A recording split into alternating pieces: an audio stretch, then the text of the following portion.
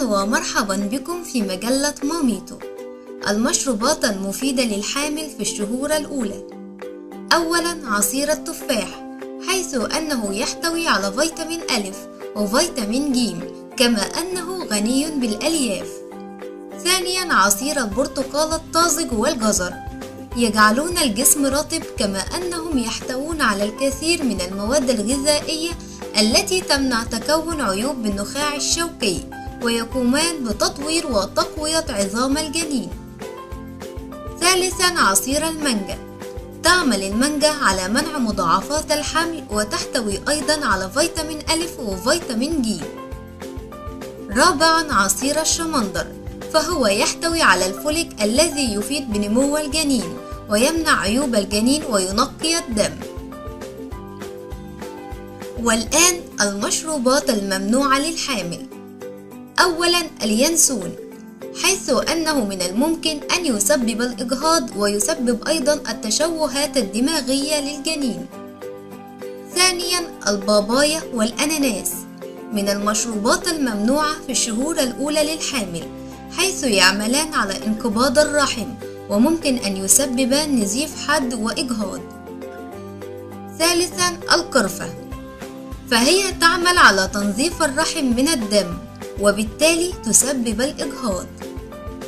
رابعا القهوة، فهي تقلل من كفاءة المبايض وتعمل على تخفيض نسبة الخصوبة. خامسا الألبان الغير مبسترة، فهي تحتوي على البكتيريا التي تعمل على نقل الأمراض للجنين عبر المشيمة من الأم، وبالتالي تؤثر على الجهاز العصبي للطفل. سادسا الحلبة، تعمل على انقباضات الرحم التي تؤدي إلى الإجهاض. الفواكه المضرة للحامل في الشهور الأولى. أولا التمر، يجب تجنب التمر وخاصة في الأشهر الخمسة الأولى، حيث أنه يعمل على انقباض الرحم مما يسبب الإجهاض. ثانيا الخوخ، فهو يرفع درجة حرارة الجسم ومن الممكن أن يعرض طفلك للخطر. ثالثا الجوافة، فهي تسبب الإمساك. رابعا العنب الأسود، فهو يمكن أن يعمل على إيذاء الجنين.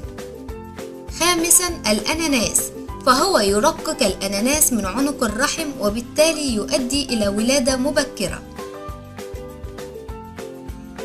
سادسا البابايا، تعمل على تقلصات الرحم. سابعا الليتشي، فهو يزيد من وزن الحامل ويمكن إصابتها بمرض السكر. والآن الأطعمة المفيدة للحامل. أولا الفول والعدس المجفف، حيث أنه غني بالبروتينات. ثانيا الحليب، يحتوي على الكالسيوم المفيد لنمو عظام الطفل.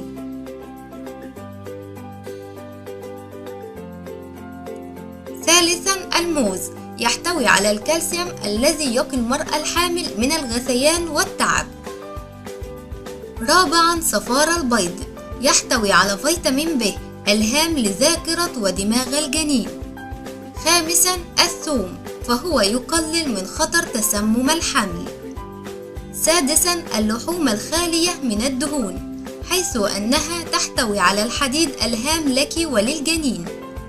سابعا أسماك السلمون، فهي تعمل على تطوير أجهزة الجسم ونموها، حيث أنها تحتوي على الأوميغا 3. وأخيرا وفي نهاية موضوعنا حول المشروبات المفيدة للحامل في الشهور الأولى، أتمنى أن تكونوا وجدتم ما تبحثون عنه، كما أنصحكم بالاهتمام بكل التفاصيل وما يخص هذه المرحلة. كما قامت إدارة موقعنا بنشر العديد من المقالات المتعلقة بها، لذا أنصحكم بقراءتها. وأخيرا لا تنسوا الاشتراك في قناة ماميتو حتى يصلكم كل جديد.